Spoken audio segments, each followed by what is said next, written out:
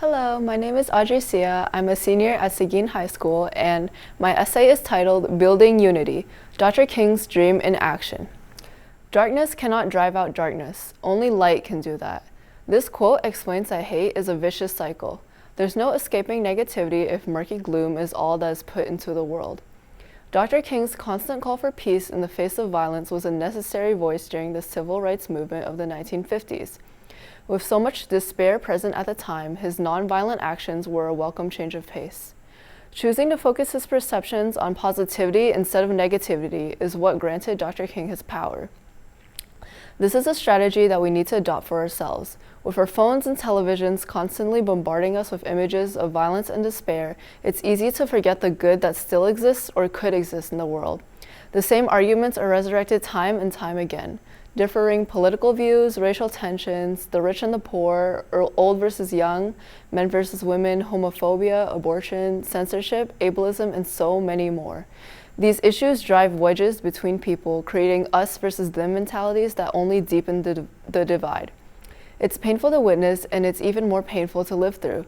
As a community, we can collectively contribute to a kinder, more empathetic society by adjusting our perspectives.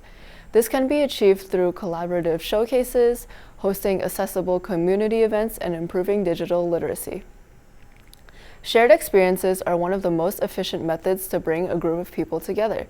Libraries, for example, often host book clubs, helping their members bond over a common interest. The general population is aware that libraries offer books and even host the occasional book club event. However, most people overlook the capacity of libraries to adapt. They've evolved from book collections to outreach centers. Following this growth, I believe that communities should fully utilize their libraries to host monthly events such as a Marginalized Voices Mixer. I envision this as an event where marginalized voices are provided with a platform to share their experiences. The main attraction will be a presentation showcasing personal creative submissions with two types of participants: contributors and audience members. Anyone in the community would be welcome to share their experiences in any format, whether through traditional art, open mic sessions, or written compositions. People could share powerful stories, such as how racism has impacted them, the struggles of living as a woman in a still male-dominated world, or even the challenges of navigating life as a transgender individual. Even seemingly small experiences, like feeling dismissed by an unfriendly Walmart cashier, would have a place here. The goal of the Marginalized Voices Mixer is to create an open space where anyone can freely share their story, ensuring that every voice is heard and valued. Following the main presentation, submissions will be displayed in a gallery format, allowing contributors to remain anonymous or be credited. Afterward, both contributors and audience members would have the opportunity to interact and socialize, fostering a sense of connection and shared experience. Refreshments could be offered to encourage further conversation and community building. The ultimate goal of this event is to bring a diverse group of people together. Everyone in attendance would leave with deeper insight into a life they're completely unfamiliar with. Even though we hear stories on the news describing the horrors of discrimination in the workplace, it's a completely different flavor when you listen to someone who has experienced it firsthand. The social mixing pot promotes empathy for people in the community to truly understand each other despite differing backgrounds. Additionally, implementing monthly mixers is a very feasible action. For example, many of Arlington's public libraries host events such as Family Storytime, Tween Watercolor Workshop, and open mic and mocktails. Hosting a gallery showcase and providing light refreshments wouldn't strain library services as they're already hosting similar events. Dr. King's dream didn't just stop at a more understanding society. It also emphasized the power of unity. To foster togetherness, communities could host a volunteer scavenger hunt twice a year to gather litter. Participants would be divided into two groups: teams with multiple members and individual volunteers. Every person or team would work with the same list of items to find, such as 5 plastic water bottles, 3 food wrappers, and 10 cigarette butts. After completing their lists, organizers can record the time it takes each team or individual to complete. At the end of the event, the times will be ranked and published. Not only does this event benefit the environment, but it also promotes strength in numbers. It's a clear, tangible method to show that we can accomplish more together than alone.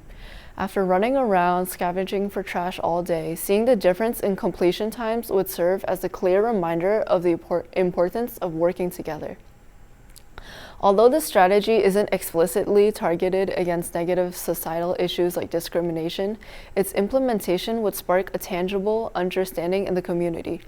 After participating, people can see and feel with their own two hands the value of a collective effort.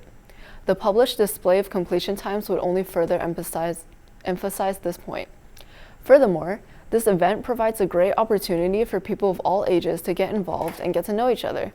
From elementary school children to those in retirement, anyone can participate. It's a perfect way to bring together diverse members of the community. By working side by side to clean up the streets, people from different backgrounds and generations can form a mutual understanding. There's a lot of chance for conversation to spark when you're scavenging along sidewalk curbs for minute objects. While bringing together is extremely important, there's only so much that can be done without personal initiative and self-improvement. One of the most crucial skills for today's world is digital literacy. In an age where information is constantly at our fingertips, it's important to know how to distinguish between fact and fiction. Many don't know how to recognize misinformation that's been warped to fit a certain narrative. A more understanding, united community starts with individuals. If everyone can learn to recognize biased or false sources of information, we can all make more informed decisions. For instance, consider the impact of deepfakes. They're highly realistic images, videos, or audio clips that were either generated or edited using AI tools. Deepfakes can make it seem like anyone is doing anything, even something as absurd as Donald Trump playing guitar on stage. These manipulated media pieces can easily spread, causing confusion and deepening division within communities. However, if people develop the ability to think critically and identify biased information, we can fight the potential harm of misinformation. Digital literacy education doesn't have to be something big or daunting. It can be sitting down with a family member for a few minutes every day and asking for tips on what to look for. It can be chatting with coworkers and analyzing the latest social media posts. For those wishing to extend their learning, they can sign up for a digital literacy workshop, likely available for free at local libraries. This proactive approach is necessary to achieve a more transparent, connected community. Instead of blindly accepting everything we hear or read, we can apply critical thinking to assess whether the information is factual.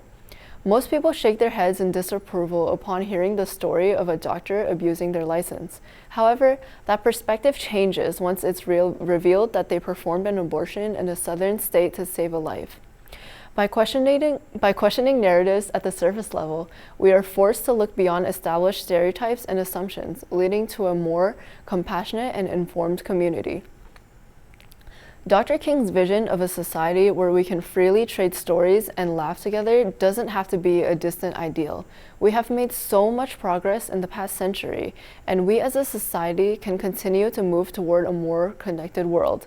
Communities can take action and implement mixers for marginalized voices using pre-existing spaces such as libraries. Recurring scavenger hunts can also be organized to physically bring people together and demonstrate the power of a collective effort. Lastly, individuals can educate themselves in digital literacy to further ensure everyone is on the same page. These strategies don't require large budgets or elaborate spaces.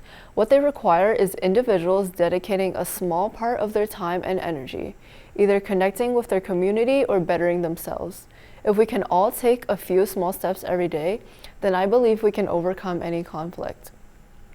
Dr. King's dream doesn't have to be a dream. In fact, it isn't. His vision of a unified society is slowly coalescing into a tangible reality, one small action, one thoughtful conversation, and one shared art piece at a time. We are the architects of that bright future, illuminating every step through the choices we make each day to connect, listen, and learn from one another.